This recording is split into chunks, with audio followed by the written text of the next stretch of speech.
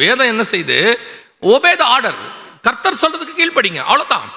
இப்ப பிதா சொல்றாரு, நீங்க போய் மரணம் அடைங்க, சிலுவை எடுங்க, சாவுங்க. இயேசு சொல்றாரு, என் தேவனே என் தேவனே ஏன் என்னை கைவிட்டீர். இதெல்லாம் நமக்கு தெரியும்.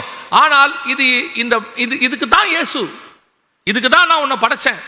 உங்களை அனுப்பும் போதே, இயேசுவை அனுப்பும் போதே உலகத்தின் பாவத்தை சுமந்து தீர்க்கிற ரட்சகர் பிறந்திருக்கிறார். பிறக்கும் போதே சாவுக்காக தான் பிறந்திருக்கிறார் அவர். அதுக்கு தான் கிரியேஷனே.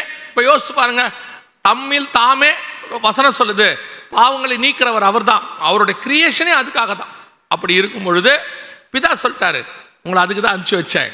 பரலோகத்தில் பிதா அன்பா வளர்த்து, போங்க கீழே போங்க பூமிக்கு. என்ன பண்ணணும் ஆண்டவர்? போய் சிலுவை மரணம் அடையணும். யாருக்காக? நான் ஏற்கனவே பண்ண கிரியேஷன்ஸ்க்காக. உங்களுக்காகவும் இல்லை, எனக்காகவும் இல்லை, இந்த மண்ணில் உண்டாக்குன இவங்களுக்காக நான் அவர்களை அதிகமாய் நேசிக்கிறேன். நீங்க என் வார்த்தைக்கு கீழ்ப்படிங்க.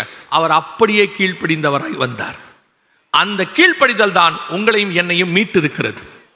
அன்னைக்கு பிதாவை எதிர்த்து அவர் பேசி இருந்தார்னா அந்த கீழ்ப்படிதல் இல்லை. அது இல்லைன்னா மீட்பு இல்லை.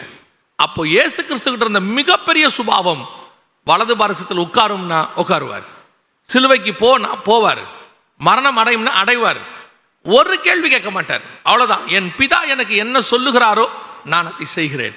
அப்போ உயிர்த்தெழுதலுடைய சாயல் உங்களுக்குள்ள எனக்குள்ள வரணும்னா அவர் போய் பிதாவின் வலது பாரசத்தில் உட்கார்ந்தார். உங்களை ஒரு விஷயத்தை செய்ய சொன்னா செய்யுங்க. அது சரியா தப்பாங்கிற ஆராய்ச்சிக்கு போகாதீங்க. ஏன்னு சொல்றேன்னா, நீங்க முடிவெடுக்கிற உங்க மினிஸ்ட்ரி ஒன்று வரும், உங்க வேலை ஒன்று வரும், உங்க காலகட்டம் ஒன்று வரும். அதுல நீங்க முடிவெடுங்க. அது கர்த்தர் உங்களுக்கு கொடுத்துருக்கிறாரு. ஆனா ஒரு இடத்துல கீழ்ப்படிந்திருக்கும் போது, இப்போ நீங்க ஒரு ஆபீஸ்ல நீங்க இதுல போய் பாருங்க, இந்த பெரிய பெரிய ராக்கெட் விடுறவங்க, இல்லை சாஃப்ட்வேர் கம்பெனியில் வேலை செய்கிறவங்க, அதெல்லாம் போய் பாருங்க. அவங்க ஒரு ப்ராஜெக்ட் கொடுத்தாங்கன்னா அந்த ப்ராஜெக்ட் இவங்க செய்வாங்க, அவ்வளோதான். இவங்க மேலதிகாரிகளை கொஸ்டினே பண்ண மாட்டாங்க. ஏன் அப்படின்னு கேட்டால், இதை நீங்கள் பண்ணிட்டு போங்க. ஏன்னா இதோட இன்னொரு பார்த்து வேற ஒருத்தர் பண்ணிட்டு இருப்பாரு, இன்னொரு பார்த்து வேற ஒருத்தர் பண்ணிட்டு இருப்பாரு, எனக்கு தெரியாது. இது அப்படியே ஒன்னா சேரும் போது தான் முதலா வரும். மிச்சம் இருக்கிற எந்த பார்ட்டும் எனக்கு என்ன செய்யாது, தெரியாது.